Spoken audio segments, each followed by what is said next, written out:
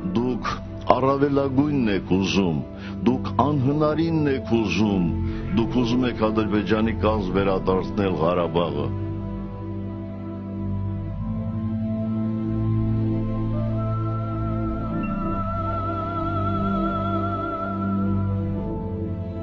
Հայաստանը պետք է դիտի Ղարաբաղը որպես մի միավոր,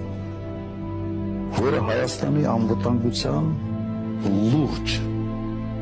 բաղադրիչ է կազմում, առանց որի Հայաստանը չափազանց կթուլանա։ Շուշի մի հատ դժբախտ, դժգույն քաղաք էր, մեզ պետք էր Շուշի։